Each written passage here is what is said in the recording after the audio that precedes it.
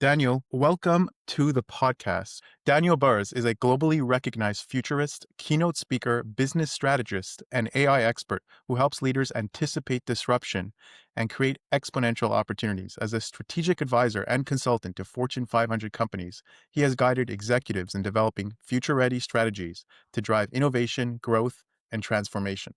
The author of 7 books, including a New York Times and Wall Street Journal bestseller, Flash Foresight, Burrus is known for pioneering the concepts of hard trends and the anticipatory. First and foremost, tell me about your model about preemptively dealing with problems before they occur.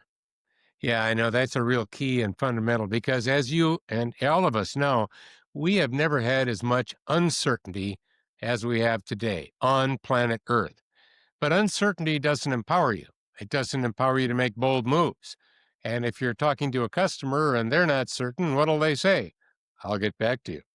But when you have certainty, you do have the confidence to make bold moves. So, other than death and taxes, what can we be certain about with all of the craziness that's going on right now? And that is where my model comes in so well. I've developed this over the decades. I'm an advisor to the Joint Chiefs and the DoD on this. They're using it. Google's using it. A lot of the big tech companies are using it. By the way, so can all of you. That's why I'm here. So rather than just tell you some trends and say good luck, what I'm wanting to do with our interview today is to teach you a methodology to help you do this. So at the core is separating all trends into one of two columns. They're either a hard trend based on a future fact that will happen. By the way, the litmus test is, can it be changed? Now, if it can't be changed, it's a hard trend future fact. Mm, Otherwise, it's a soft trend based on an assumption that may or may not happen. Now, I didn't say it won't happen, but when you're innovating, when you're an entrepreneur, when you're running a business, starting a business, launching a new product, things that are ifs and maybes are very different than something that are future for sure's, especially when it comes to measuring risk. So we'll get into it deeper, but just to lay a little foundation in the yeah. beginning so that we can tee this up. I mentioned hard trends based on future facts. Quick example. In the wireless world, we went from 3G wireless to 4G wireless to 5G wireless. Is that it? Well, no, we're going to have 6G followed by 7. By the way, that's not an if or a maybe. Um, we have in the United States 10,000 people turning 70 years old every day. Are they going to get chronologically younger? No, they will get older, and we could predict a lot of problems and pre solve them, or we could just let them play out. So you have, again, a number of categories of hard trends. We can get into that in our Yeah. discussion. But what a hard trend does is two big things. It lets you see disruption before it disrupts, turning disruption into a choice. And it helps you see problems before you have them so you can pre solve them and move forward faster. And I love both. What I love about a soft trend, if you don't like it, you can change it. What do I love about a hard trend? I can see the future before others, and I have the confidence to make bold moves. Right. But here's the thing, as a futurist, your job is only getting harder. Your ability to predict the future, our predictive power as a species is really fleeting. I mean, for the past, I would say 50, 60, 70 years, we've been kind of subject to Moore's law. The amount of transistors on an integrated circuit double every 2 years. That gives us ideas where technology is going. You'd be able to, like, as a student, you can say, hey, I want to, apply myself to this profession, hone in on my skills. 3, 4, 5 years, I got a pretty good job. That's sort of changing, right? Especially at the forefront of these 3 huge industries: quantum computing, AI, Web3 blockchain, and AI and Web3 blockchain. Each of these And let's industries not in it. forget robotics. Add, add, Correct. I kind add of cluster that with robots AI. and quantum and AI. Whoa. So, Correct. of course, there are many others as well. Yeah. I mean, before, we'd be able to say, I have this idea of what the world might be like in 5, 10 years. That's, significantly changing. I mean, if you were to look back at the iPhone, it's been what, 17, 18 years since the first iPhone, to see its evolution is truly amazing. If you put that in the timeline of our species, to see how far we can come, where we have this device in our hand that plays MP3 files, and then it does everything. Oh, and by the way, it also plays music on the side if you want it to. And that time frame is becoming smaller and smaller and smaller. And as a futurist, I mean, Ray Kurzweil era, tough work, good job at predicting things, but your job is becoming infinitely harder. And I wonder how you deal with these three independent industries coming together, which each in and of themselves will greatly supersede the change that even the industrial revolution brought upon us. What's your opinion on all this? Well, I thank you. First of all, it from the outside, it seems like it must be getting a lot harder. Actually, it's not getting harder at all. Mm. Actually, what you even said, the time frames are getting shorter and shorter and shorter. By the way, that's predictable, isn't it? So when you shorten, well, it is. So when you end up with shorter time frames of innovations and things happening, you can plan that out as well. Remember, I started doing what I'm doing back in 1983. AI was on my exponential list, along with lasers, along with robots, along with fiber optics, along with all these other things. So going way back when. And I'm doing a major global initiative right now that relates to what you're talking about. And that is there are two major international associations, one for the entire world of accounting and auditing, the other for chief financial officers. They've come together. They're using my methodology to help them figure out what 2040 looks like for those industries. Mm. So run out to 2040. And why are they asking me to do that? Well, from now to 2040, if we go back the same number of years, they used me back then to try to figure out what today would be like, and it was unbelievably accurate. So Can you once tell me again, some predictions you've made? well, let me give you one that I'm already doing to help them think 2040, right? Because Sure. that's where you want to go. Let's go there now.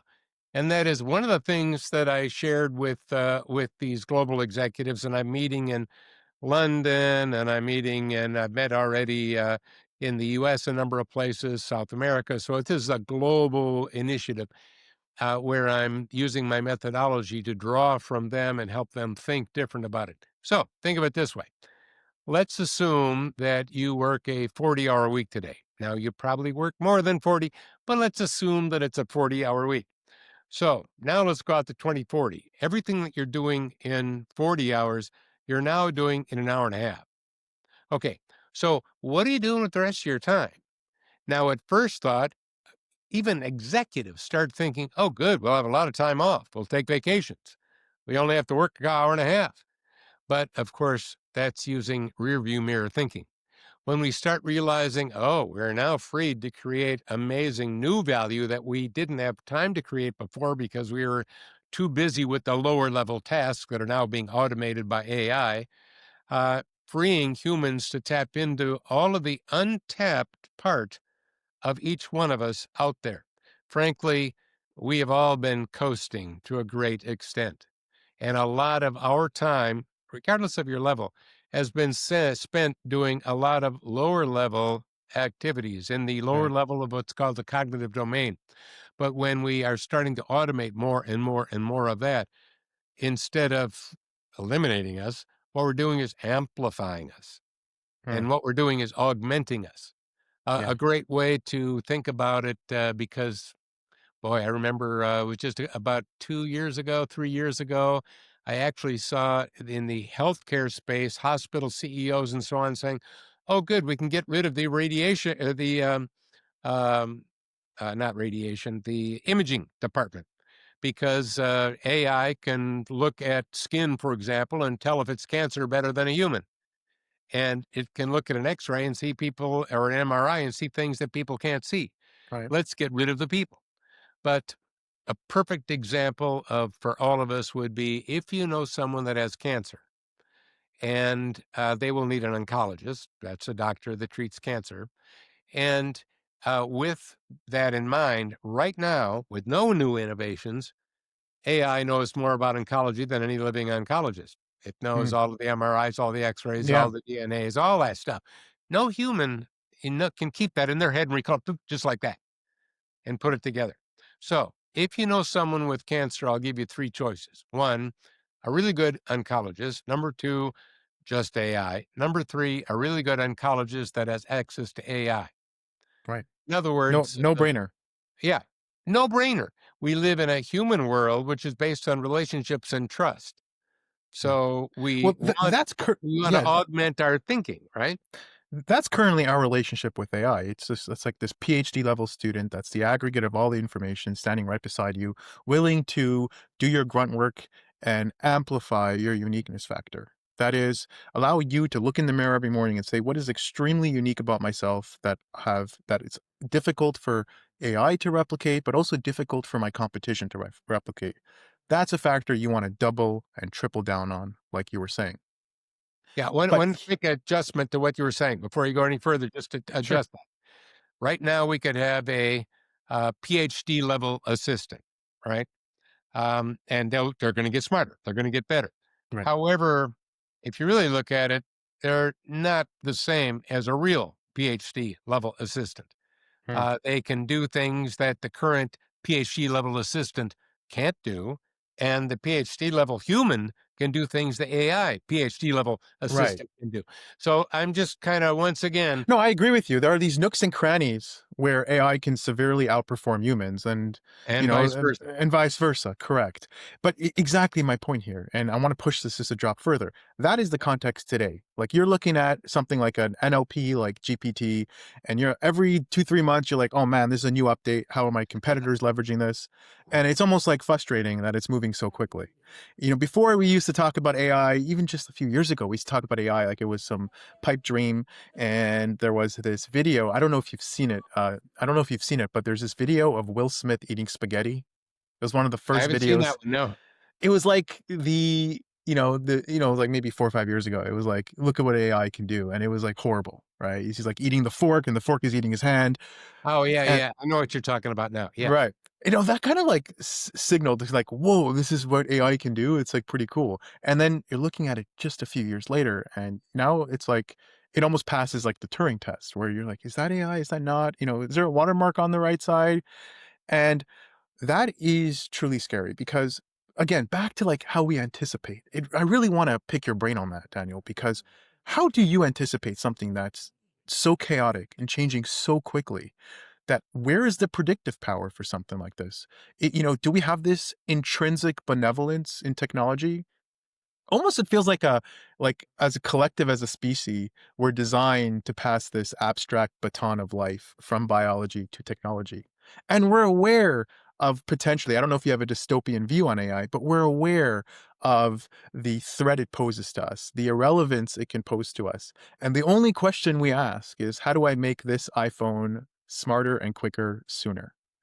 And we're Yeah. aware of the threat, but it's like almost like we're designed to pass that abstract concept of life to technology. I wonder what's your opinion on that? And then to Well, circle back to the predictive question. yeah, yeah. Well, when people are looking at the future with these things, they're really looking through a rearview mirror.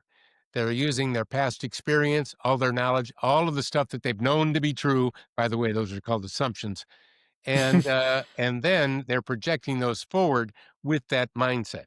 Hmm, And you have to start with a complete mindset shift. As a matter of fact, right now, the biggest thing holding us back is in organizations with being able to use AI in a constructive, positive way is mindset. When you get a new tool and you've got an old mindset, you're not going to like the results. So fair enough. it starts with really a mindset shift and start really realizing, it's not about chasing the latest tools.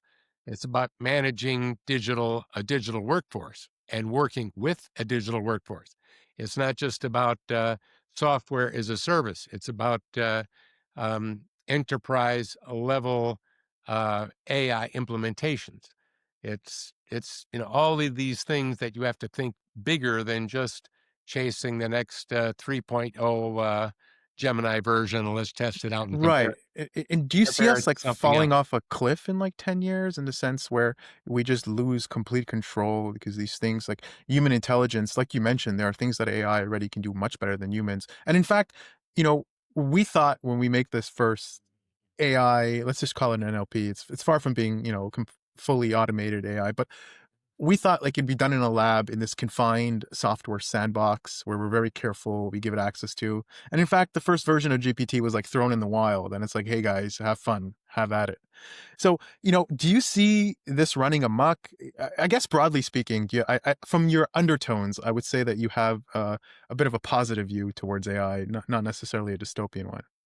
Well, I've been asked, "Am I an optimist?" Right? And Yeah. the answer is, the reality is yes. And here's why I say that: pessimists never do anything. Why? They already know it'll fail. Mm, So, I like to try to do something, and I'm not assuming it's going to fail. Number one. Number two, I travel all over the world. I'm a 7 million mile flyer. All right. that I've sounds done a good. lot of flights. It's only 250,000 miles to the moon. So I've done a lot of flying. I've been speaking, consulting in 52 countries. That doesn't include vacations. So, and I've been doing this for many, many, many, many decades, many books and so on, and consulting. So as I travel around the world now, not just back then, I am excited about the future because there's so many bright bulbs out there, young, Yeah.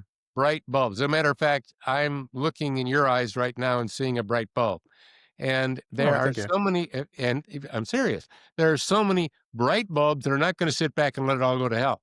As a matter of Yeah. fact, they've started to realize actually, even if we stop developing technology right now, no new technology, we could use the current tools to solve almost every problem that exists right now. Yeah. It's not about the tool, it's about us and Mm, our willpower and our design, our decision to make. Do we want a more humane world? Do we want a more enlightened future? By the way, sitting back and waiting, I don't know if you'll be happy with the results. But if you and I decide, let us create a more enlightened future, let us do what we can do to shape a positive future and get people involved in creating a better tomorrow using new tools as we protect ourselves from the people that are yeah. doing the horrible bad things, which are out there as well, things can take place.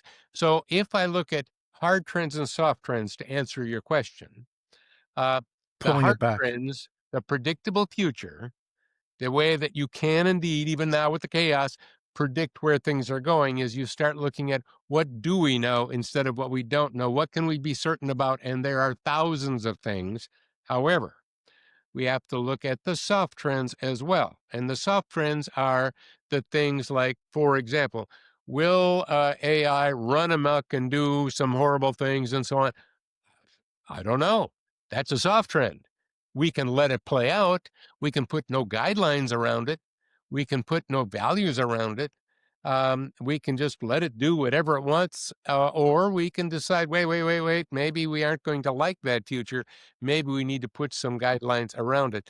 And as an advisor to the Joint Chiefs and the DoD and Defense Department on AI, which means I know things I can't even share in this call, I will share something without mentioning the specific craft and the manufacturer of it, but it is a Defense Department thing, and that is devising a jet that has no human involved, and it is not a drone.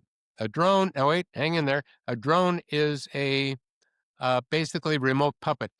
It has got someone controlling it and steering it and stuff. But when there is no internet connection, when it is AI internal, not connected to the outside in any way, and it's making decisions, we're talking about massive agentic AI, to do something, take off an aircraft carrier, fly, do its thing. If it gets intercepted or whatever, it knows how to attack.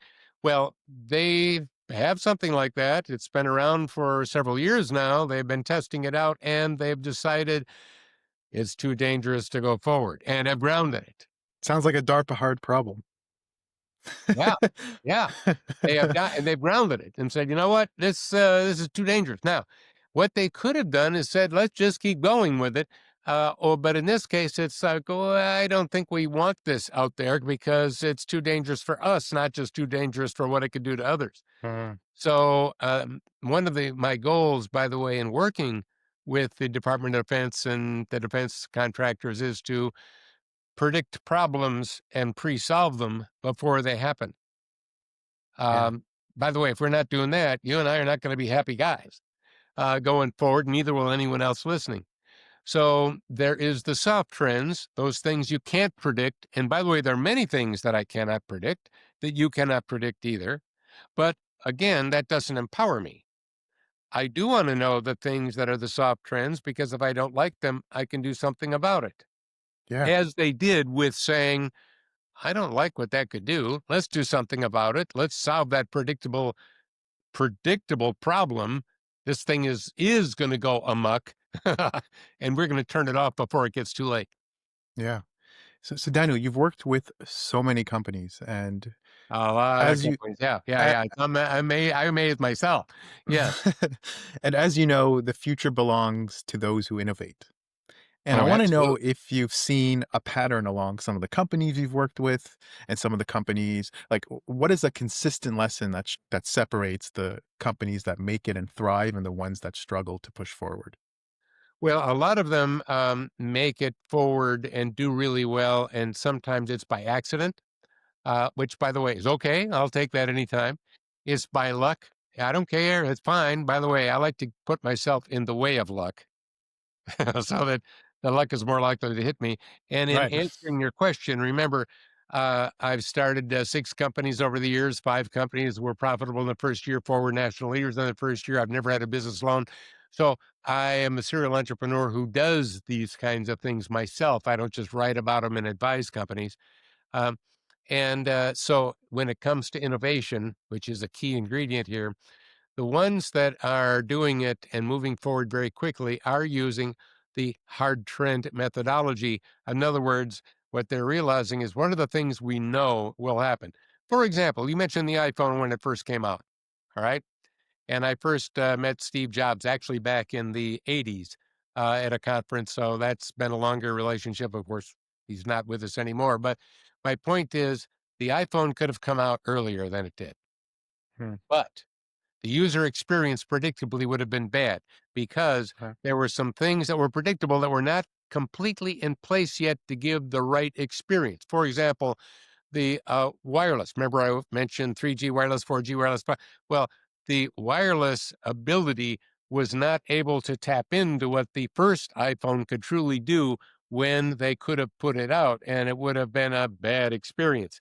So it's like, all right, we've got all of these things together, but we have to wait until, and we know exactly when the time frame will be right. And you mentioned Moore's law, which gave us a lot of predictability over the years. However, Moore's law has done what? It's gone into the cloud, and it's beyond exponential. So it's Yeah. not about the device on the chip. It's about the ecosystem in the cloud, which, by the way, is moving far faster than Moore's law was in Yeah. a beyond exponential, predictable way, making things, as you already predicted yourself, moving things faster and faster. In other words, 6G won't take as long and 7G won't take as long as they would have been if we would have been just in the Moore's Law era. Right. But it still has a predictable way to go. I'm working with a company on 6G right now, 7G, China. I do a lot of work there. They're already got 10G experiments going. So we're able to jump and jump and jump in Yeah. a predictable way. The key, though, is not the tool. It's how are we using the tool? Yeah. And so innovating with low risk around hard trends, because again, you can see disruptions before they disrupt. If you go back to one of my old books, because I've written quite a few books, Techno Trends, now that's going way back to 1993. There's a place in it, a heading says Blockbuster is busted. And if you read underneath it, you'll get a perfect description of Netflix today. Now, again, I didn't know they'd call it Netflix. You got to leave out the parts you can be wrong about, but Right. you can see the future. In there, you will see me talking about what became the iPhone in terms of a multimedia, wireless, carried computer, blah, blah, blah, and what it could do. I even had photography and video in my description. That was back in 93 Right. with time frames on it. So the ability to look way out and see is there even today, even with the compressed time frames of how fast we're doing things. It doesn't mean it's impossible to look out. Like in every speech I give, and I give many. Last year, I think the biggest audience was 20,000. The second biggest was 10,000. There's some big ones. And I just had one with 1,000 IT CEOs in the audience. Okay, 1,000 IT CEOs. And towards the end, and I've been doing this for 15 years out of my 40 years of doing this. Wish I would have thought of it sooner, frankly. At the end of a speech, when I get right towards the end and they're getting the idea of hard and soft and how it relates to their industry, I say, okay, we're going to spend 90 seconds and have each one of you write down one hard trend certainty you know will happen and a related opportunity. And by the way, make it a good one. We're only doing this in 90 seconds, but you're only writing one. In this case, we had 1,000 CEOs in the audience writing one. Here's what I'll do. I'll collect them all. I'll put them together in a report. There will be some soft trends in there because you're just now learning how to do it. Good. I love soft trends. We'll put that in there as well. And 2 weeks after the meeting, we'll give you that report. And by the way, there have been billion and $1 million ideas in that report.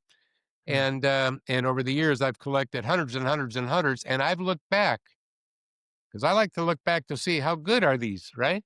Yeah, And no, I've looked back to see how good they are, and holy cow, they are amazingly good and accurate. And those who have yeah, taken advantage of them have reaped rewards. So you're you're so right. It's all about the mindset because what there's a saying that an idea is 1% of the company. It's like that's anyone can think of $1 million idea. It's whether they apply themselves and really go through the rigorous process.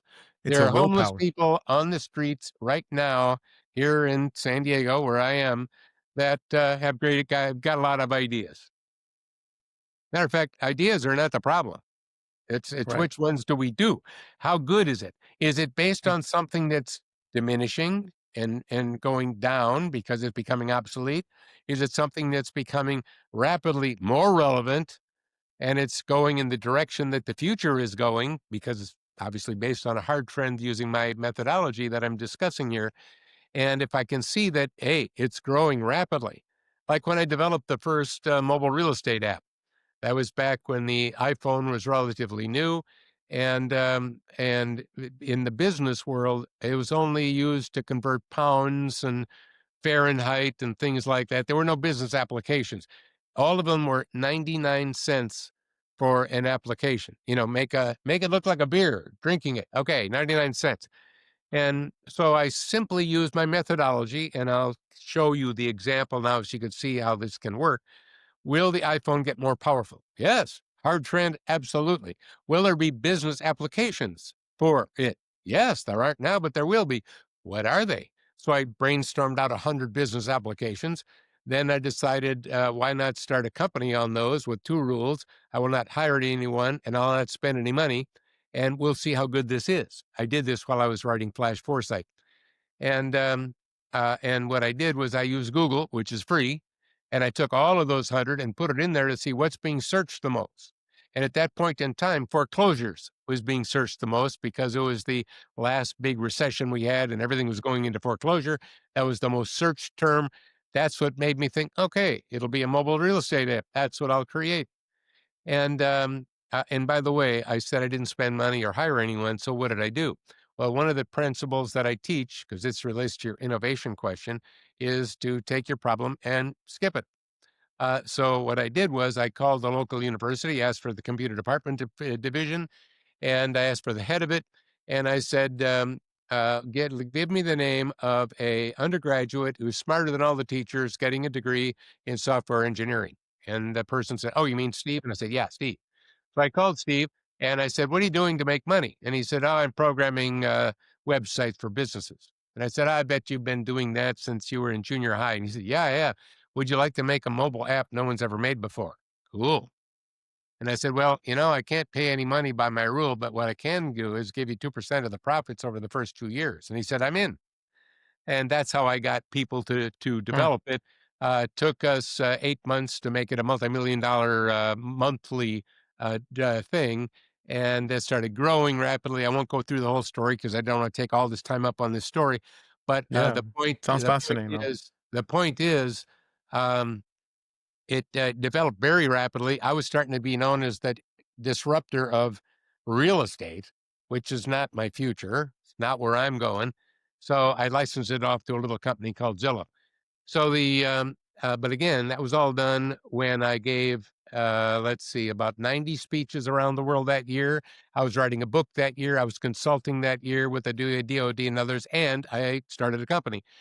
So you might think, I have no time to innovate. And I would say, well, yes, you do if you manage things correctly and you put your priorities in order and Yeah. so on.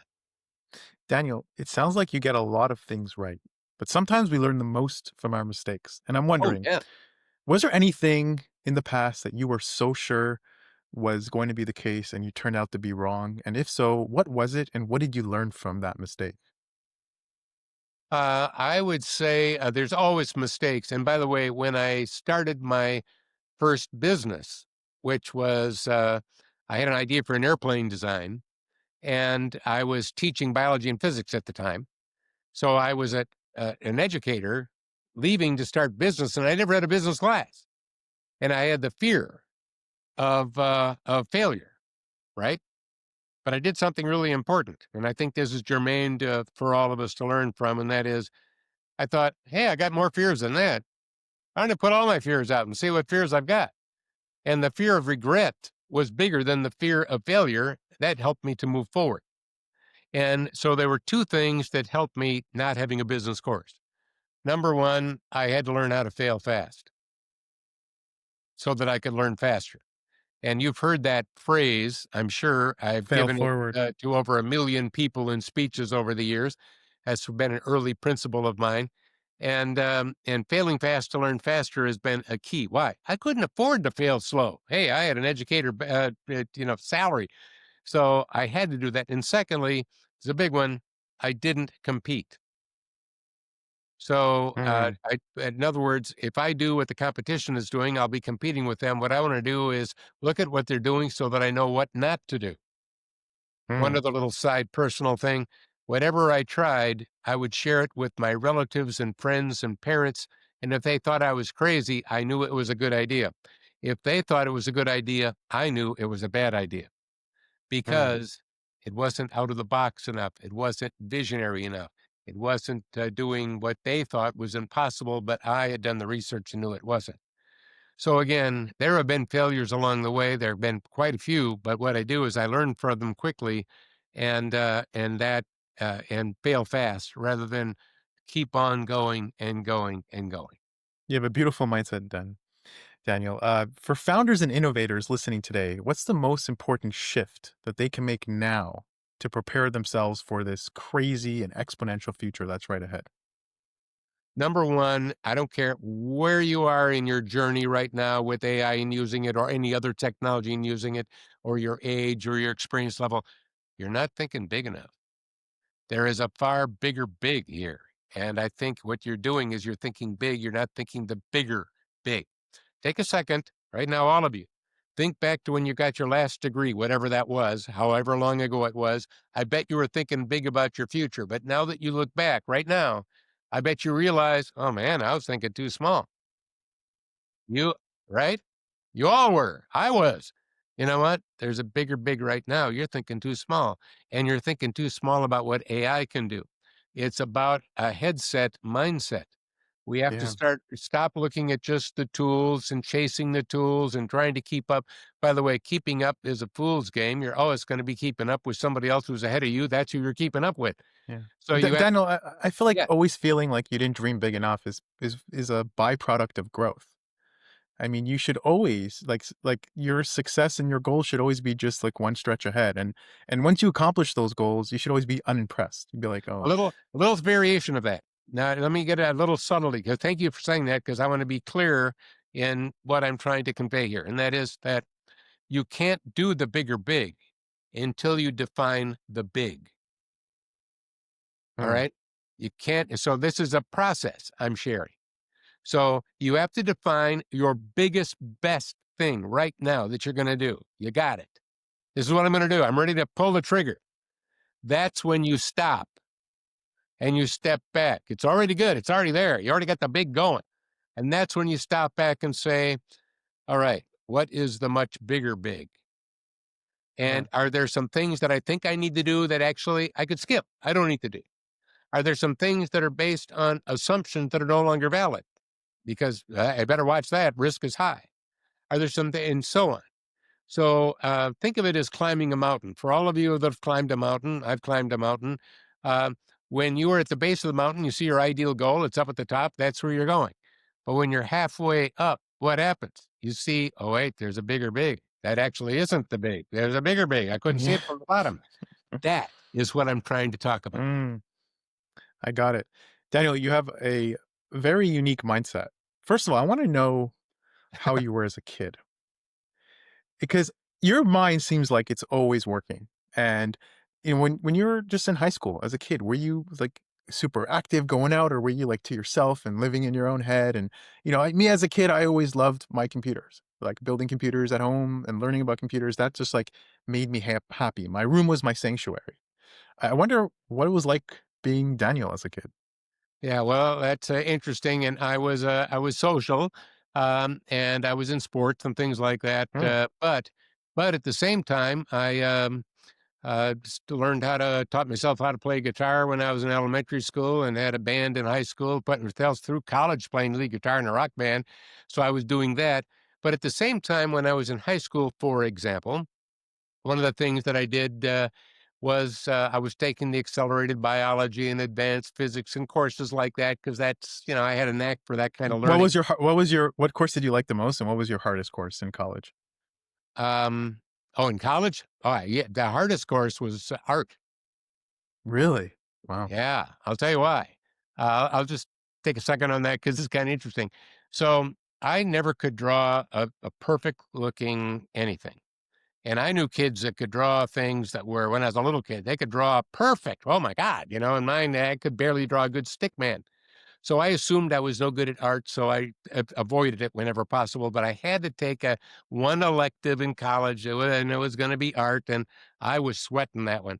So I'll just tell you what happened. The first thing we did is that the teacher had us go outside, and he gave us a pad of paper and some charcoal, and he said, "I want you to draw those buildings over there." And I looked at some people, and I was going, "Uh oh, I'm in trouble." So what I did was I took the black charcoal and I made the entire thing black, and I drew it with an eraser.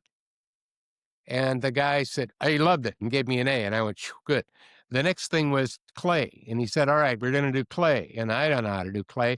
So I threw it out the window, went down, started throwing against things, getting some stuff stuck on it and things. I put it back up and I plopped it down, and I said, "Oh my God, that's fantastic." Gave me another A, and I went, phew. So I got aced the art course, but I didn't do what all the other students were doing. I did something a little bit differently.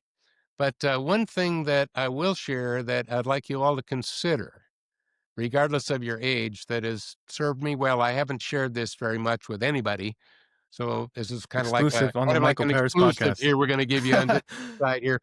Um, when I was really young, I met a great grandfather who was turning 100, and all I remember he was very frail and close to death. And I remember thinking to myself, I wonder if he has discovered all that he is at 100. For some reason, I thought that. And my answer to myself was, I don't think so. And I wondered, is dad, mom, uncles, brothers? I don't think so. So I would like to discover what's inside. So I decided to learn one new thing every year. And by the way, going back to finish that high school story, I wanted a motorcycle, and I wasn't 16 yet. I didn't have the money for it. So while I was taking those advanced courses in high school, I took shop. I learned how to weld, I learned how to bend metal, and I made my first motorcycle. I learned, Yeah. yeah, it was so, I was taking the oddball courses. And I by think the that's way, your edge, Daniel. I think that's your edge. You know the famous saying, uh, sometimes science is more art than science. And to like push the needle forward a little bit, engineering, you want to optimize, you want to get more transistors in that integrated circuit. But to think of something monumentally different, that is art. It really, really is. And yeah, I wanted to sometimes, fly, so I designed and built my and first you have a airplane. I very actually built curious an mind. airplane. It was an experimental aircraft, and taught myself how to fly. I flew it. That's So, crazy. That's yeah, awesome. it is. Well, it seems crazy, but I was testing things out and making sure things were right on it. Yeah, it's absolutely awesome. And I I So one new appreciate your thing a year. Let me go back to that. yes, yes, One yes. I think because we that both was have that was a ADD, big one I which wanna is great. stay with. So one new thing a year. So one year I learned how to scuba dive. One year I learned how to do photography. One year I got into filmmaking. One year I learned how to dance. One year I learned how to do fancy dives off a diving board. One year there was an open mic at a comedy club on Thursday nights, and I knew I could get my buddies to laugh, but could I get people I didn't know laugh? I didn't do it one night. I did it every night, and because it was scary. But again, fear is only there until you push through and you do it. Mm. And that was way before I started speaking and realizing that I'd actually be speaking and using humor. So that was decades and decades and decades ago. I play over a dozen musical instruments. I've been a feature photographer in some at some universities. The films I've made, some of them have made first place film festivals. Who would have known? See, I didn't know any of that was inside of me. Yeah. You might be the world's best flute player, but if you never pick it up, how will you know? Wouldn't you like to find out? I would think of it as the hidden self. What is hidden in each one of you that has yet to be discovered? And would you like to go through your entire life not discovering it?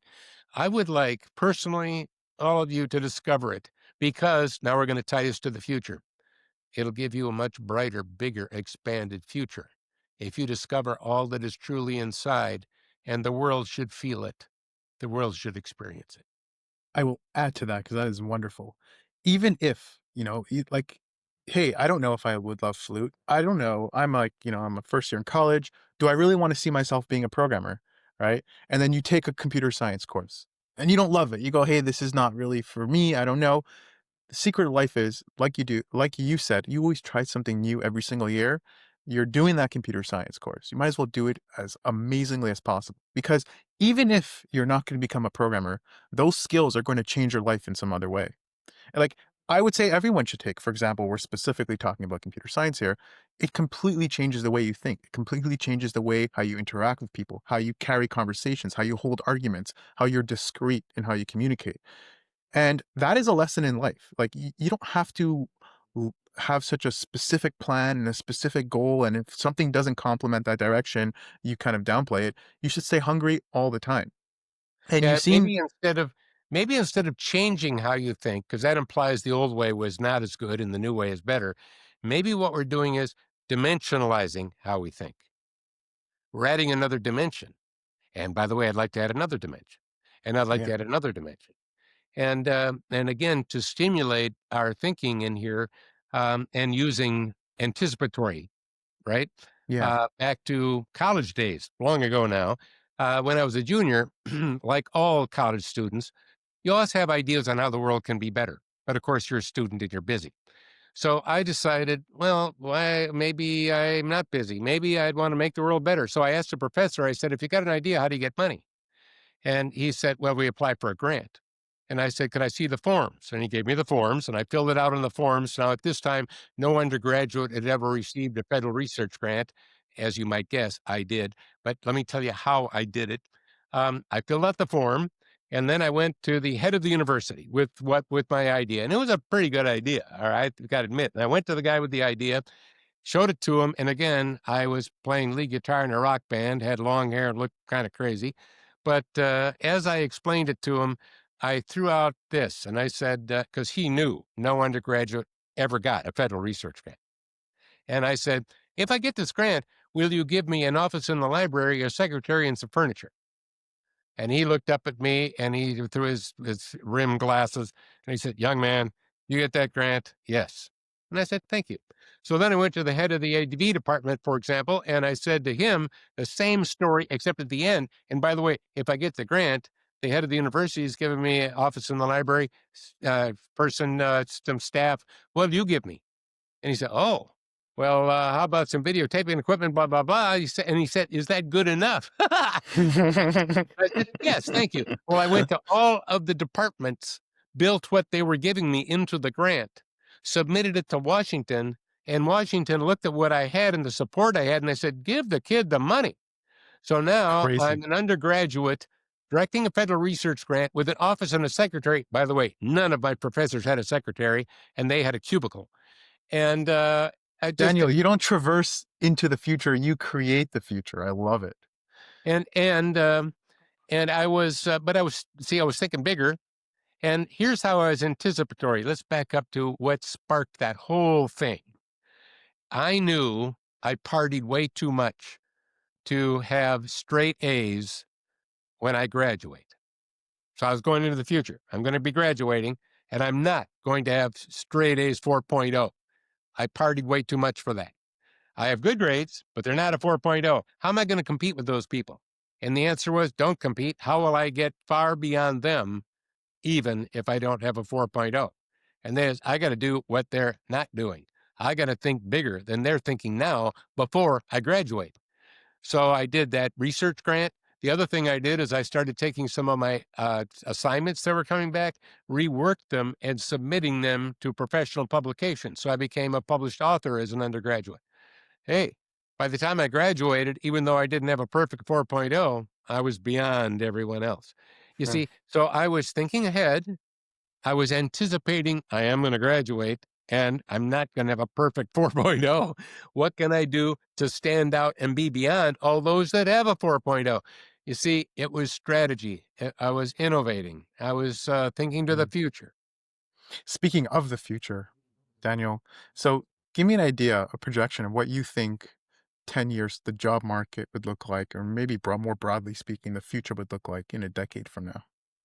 Well, I just did an interview about a week ago, and I don't have them all off the top of my head, but I had a big list of jobs that AI will create that don't exist today. Hmm. And wow, I ended up with a huge list. I mean, it was quite amazing. So there is that. But there's also going back to the doctor example I gave you, the oncologist example that we had earlier. Hmm. It is instead of eliminating jobs, we're redefining and reinventing them. So an accountant, for example, hey, they're historians. And what are they doing? Well, they're verifying that all the stuff that you did in the past is all correct.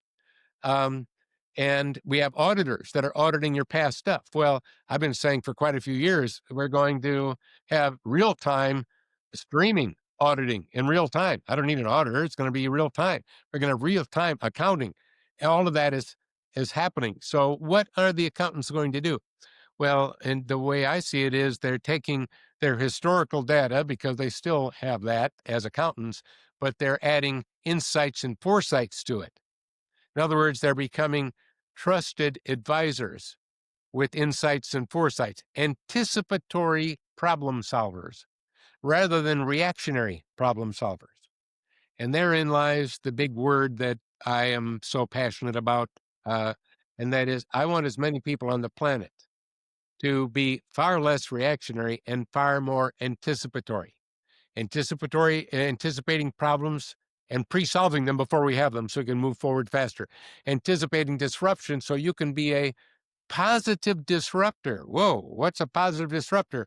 It is a disruptor that is using hard trends, obviously, to transform processes and products and services to elevate relevancy and accelerate innovation and growth using the direction the future is going. Kind of Hmm. like instead of changing, I want us to elevate. When I first talked to the Joint Chiefs about some of these things, one of the generals said, "Oh, I think we need to change the culture." And my response was, "I don't think the Marines are going to like that." I said, "Why don't instead we elevate the culture to increasing relevancy based on the direction the future is going?" Hmm. You see the difference between change and elevate? Yeah. And Totally different. See, it's and again, and like, exactly, and one would elicit a much more positive response. well, yeah, I mean, you see, you can't fight that. How can you Yeah. fight that? You can't say, I don't like that idea. Right. But if I was saying change the culture, I could get a billion people not liking that. Right. I agree. Daniel, how can people get in touch with you? Thanks for asking. One way is to go to Burrus, BURRUS.com. You can go to take my Daniel Burrus, take my name, and go to Amazon to check out books. I've got a anticipatory organization transformation accelerator on my, that's an award winner on my Burrus.com. You can check that out. couple of free resources I want to give people right away. And that is, I just published my 25 hard trend technology list for 2026. So if you go to 25techtrends.com, techtrendsreport.com, you can download that for free. So 25techtrendsreport.com. You could also go to, let's see, AIstrategyreport.com and get quite a bit of insights onto some of the amazing categories of tools and how companies are using them. So there's some resources for you. I'm on LinkedIn. I've got over 1 million followers because I share a lot of this stuff. Join the conversation, follow me, and away we go. Daniel, it was an honest pleasure talking to you. I feel like we can talk for hours. You're a wealth of knowledge, and I'm really glad we spoke because I know that we had a bit of a hiccup yesterday, but it all turned out for the best. Thank you for It your was a time. it was a real pleasure talking to you. And again, you and all the other bright bulbs out there, let's work hard at creating a better future for ourselves and for others.